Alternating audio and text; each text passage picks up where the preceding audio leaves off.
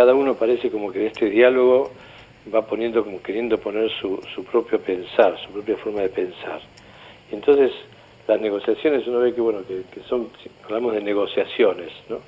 Pero con ese término de negociaciones, que si bien es real, porque estamos en el ámbito social, son de muchas negociaciones y lo usamos, a veces parece como que cada uno va buscando, viene rasguñando como el poder, ¿no? Todo el poder y los beneficios que cada uno puede sacar. Veo como que es una madeja, ¿viste? Es decir, que se va complicando de muchos hilos, que viene de mucho tiempo, como un sistema ya implementado, que se fue sumando y que no vemos a veces en la perspectiva, no hemos sabido ver como las consecuencias a veces de arreglos, de componendas, de diálogos no reales y profundos.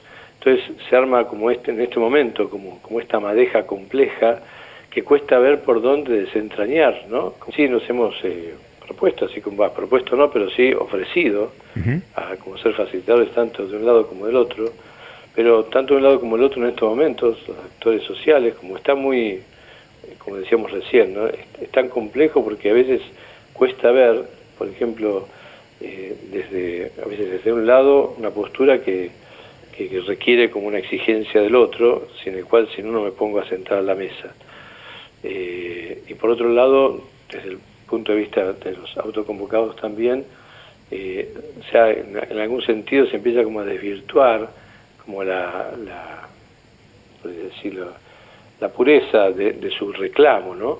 De su reclamo, porque empiezan a aparecer otras fuerzas alrededor del mismo reclamo, que empiezan a confundir y a quitar lo genuino del reclamo que tenían los autoconvocados. Entonces, esa mezcla que aparece todo alrededor, mezclada de ideología, de poderes aparentemente ocultos, y hace que no nos permite ser como un elemento que ayude en estos momentos a poner como ese medio, que hay mucha complejidad detrás de esta situación. Hay algo que se viene arrastrando de mucho tiempo, de un sistema que se ha implementado en este manejo de los conflictos y de la realidad social, donde entran otras organizaciones, como sabemos, entran los gremios también acá, están de por medio,